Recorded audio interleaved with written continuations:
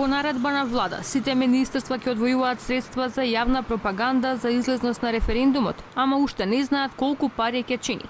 Иако законски буџетски средства може да троши само предлагачот во случај собранието, кабинетот на Заев одлучил дека со народни пари и тие ќе водат информативна кампања.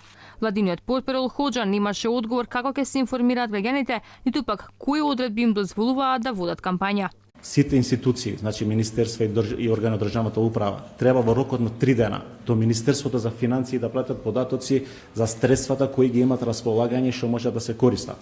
После тие информации, после таа обврска што го имат институциите до Министерство за финансии, владата ќе подготви план и програма за спроведување на целата кампања и од тоа ќе имаме и колку ќе кошта целата кампања. Истовремено сакам да потенцирам дека ќе се земат во предвид сите прописи од законот за референдум.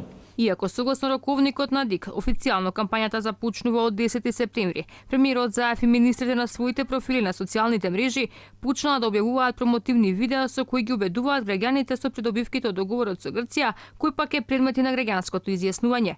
Хоџа и за овој дел од пропагандата вели дека се било согласно законите, иако ниту во закон за референдум, ниту во изборен законник не е пропишана ваквата можност. Се правда дека за објавените видеа потрошени биле само 100 евра, ама не каже од каде се издвоени и тие средства. После тие информации, после таа обврска што го имат институциите до Министерство за финансии, владата ќе подготви план и програма за спроведување на целата кампања и од тоа ќе имаме и колку ќе кошта целата кампања. Истовремено сакам да потенцирам дека ќе се земат во предвид сите прописи од законот за референдум.